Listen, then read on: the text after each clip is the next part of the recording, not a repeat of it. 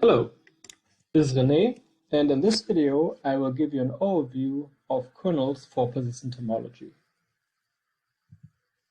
On a high level, this is about how to bridge the gap between the output of topological data analysis and the input of machine learning algorithms. More precisely, we consider the output of the pipeline of persistent homology and the input of kernel-based algorithms. So let me start by explaining what kernels are in machine learning. For a kernel, you map a set into a Hilbert space. Now that space is in particular a vector space with an inner product and usually is of high dimension.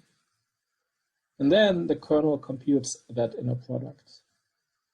By the way, I wrote embedded here because oftentimes the map should be injective, or with additional structure in your set, it should be an embedding. More formally, what I just told you can be expressed by such a commutative diagram. Note that the crucial thing here for the construction of a kernel is the map that we talked about before, and that map is also called a feature map. Given such a feature map, we can now work with the simple geometry of the Hilbert space that also allows for probabilistic methods and many powerful algorithms, in particular in the context of machine learning. This procedure is also sometimes referred to as the kernel trick, but it heavily relies on a suitable construction of a feature map. Anyway, we're interested in feature maps for persistence diagrams, as persistence diagrams are a complete discrete invariant of persistent homology. But before we get to that, let me start with an example of an easy algorithm that we can use if we are in the Hilbert space. Now, we might be interested in clustering a dataset. Let's assume in 2 clusters in this example at least. Given such a clustering with a couple of elements, we can define a separating hyperplane between them and also capture the distance between these clusters. Whenever new data comes into play, the algorithm can easily decide on which side of the hyperplane the data is, and therefore decide which cluster they belong to. And then the algorithm can update the hyperplane such that it describes the difference between these clusters in an updated way, and maybe also in an optimal way. So the algorithm learns the regions of clustered data. In practice, one may use that for a description of image classification, for instance, between cats and dogs here in this example. So you feed the algorithm with images of cats and dogs, and whenever a new image comes into play, the algorithm decides if it is a cat or a dog and improves its proficiency along that way. It's important to note that all such kernel-based algorithms and applications thereof rely on a suitable feature map, and that's a non-trivial task. Now, we would like to understand how to perform all possible kernel-based algorithms for the output of an arbitrary instance that goes through the persistent homology pipeline. And as mentioned before, we want to map persistence diagrams into a Hilbert space. More precisely, that Hilbert space will be a square integrable space, or an R2 space for short. But before I give you some concrete examples, let me motivate why we would need to do that and why we cannot just work with persistence diagrams as such. Let's have a look at these 2 persistence diagrams, the orange one and the green one. And let's assume a given bottleneck distance, because it is in some sense the canonical distance on persistence diagrams. Now, one question that we could ask ourselves is, what is the mean value between the green and the orange diagram? And this white persistence diagram, consisting of these 2 points, is a good candidate because there is a bottleneck matching between this green point and that orange point, and that green point and that orange point. And if you go in that direction along this matching, and stop halfway, you just get this white persistence diagram. But another bottleneck matching is given by going in the other direction. And if you do the same procedure, you get this gray persistence diagram. And consequently, that just means that the mean value is not well defined for persistence diagrams, because there are two candidates that would do the thing that we wanted them to do.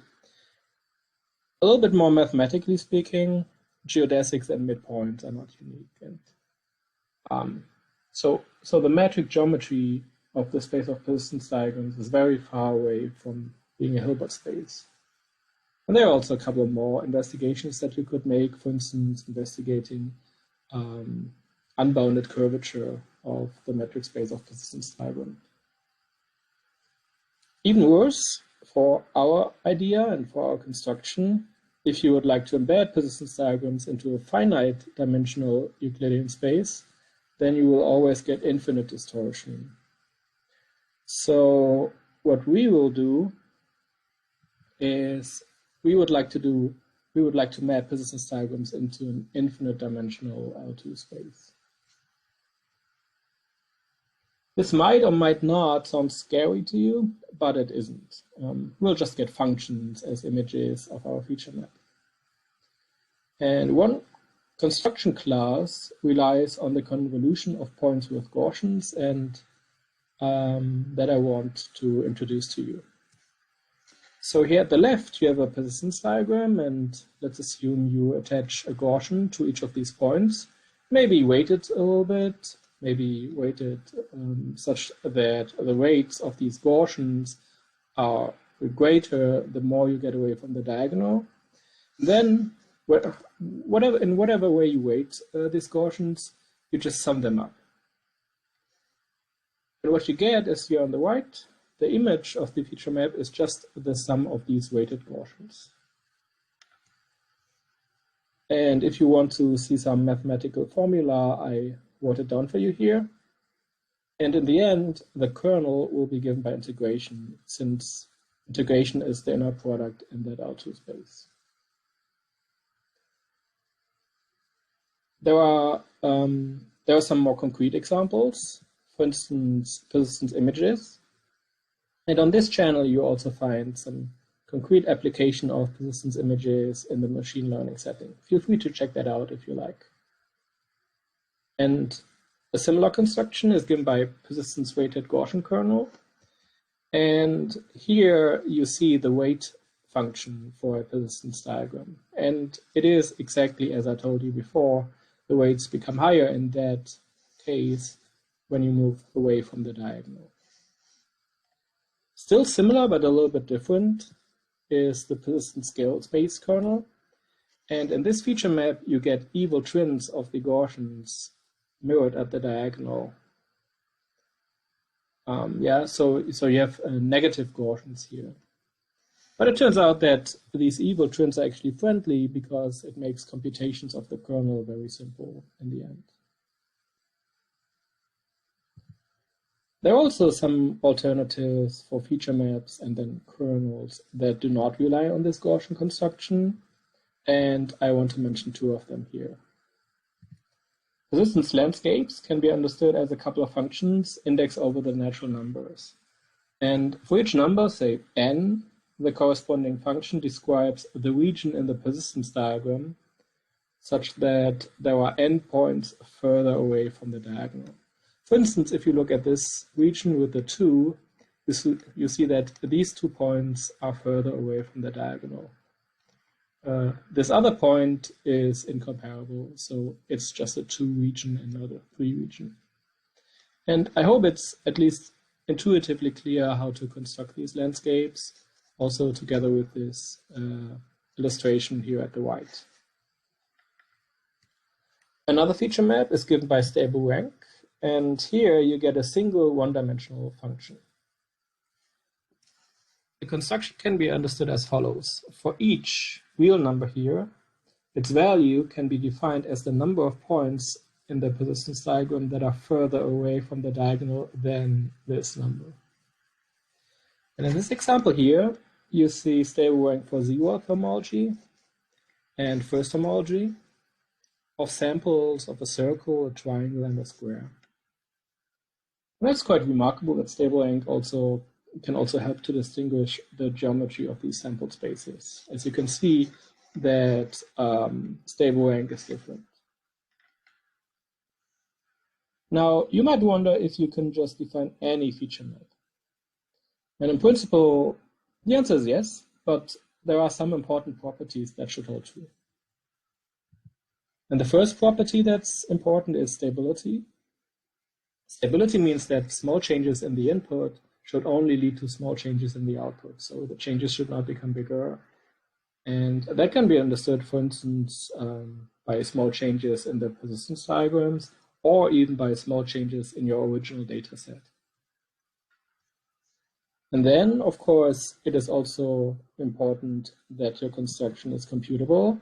You should have a fast polynomial algorithm for the computation, and also an efficient implementation, in particular for the kernel. Because if the latter is given, then you can also perform some experiments with some toy examples or even real-world applications, if that's feasible. And then you can check if the kernel helps and how good it is in practice. Yeah, so that's basically all I wanted to tell you, but let's give you a quick outlook, because there are some further important constructions when it comes to bridging the gap between topological data analysis and machine learning. If you're interested in multi-parameter persistence, there are also constructions for kernels for that, which is quite a recent task. And here are two examples. The weighted slice kernel takes any feature map that I showed you before, so for one parameter persistence, and by a geometric construction, it generalizes it to the multi-parameter setting. A second example is given by multi-parameter landscapes. And these multi-parameter landscapes, as the name says, are a generalization of persistence landscapes. Now you might wonder, well, we would maybe like to perform other tasks in machine learning as well, and would like to use other algorithms. And maybe what you're interested in is deep learning. And there are also deep learning layers for persistent homology. And here I show you two of them. And the interesting thing is that in the layer of Hofer and co-authors, they actually use a feature map that is based on Gaussians. And in the one of Kim and co-authors, they use persistent landscapes. So the feature maps I showed you before give an overview of kernels for persistent homology, but they can even be used for other constructions, which is very useful. Yeah, that's all I have for you today. See you next time and have fun with the other videos on this channel as well.